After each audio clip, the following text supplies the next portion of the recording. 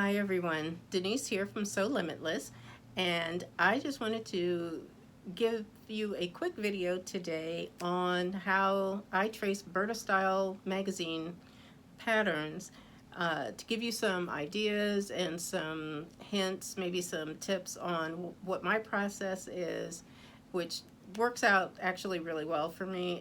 You'll get faster at it the more you do it, just like with most things, but I just wanted to give you some what I do in order to trace those patterns, and I'll just show you what my process is. So that is what today's video will be all about with you.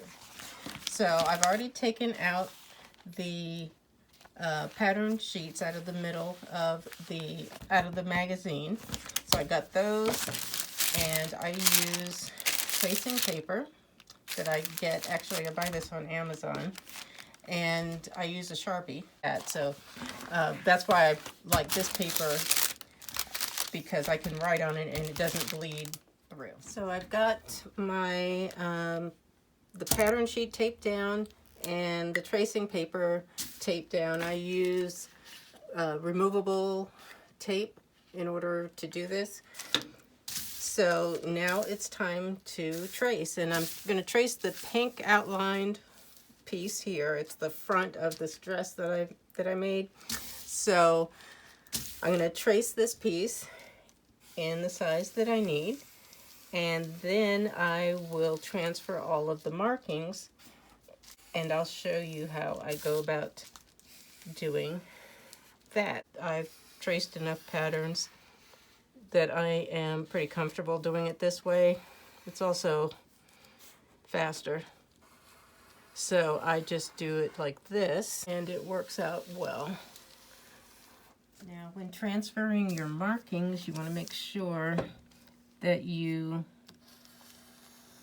get all of them, and that you transfer the ones that are the size that you need, and I will show you.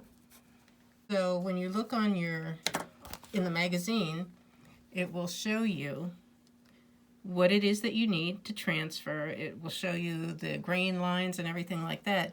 Each piece shows you what it is that you need, whether it's for gathering or a zipper or where the zipper stops, all of that. You do have all that information. It's a little bit more time consuming with this. So this is the dress here. This one here. I will show you a picture of my finished garment when I'm done, but I just wanted to give you all some information and some hints as far as getting these things, tracing these patterns.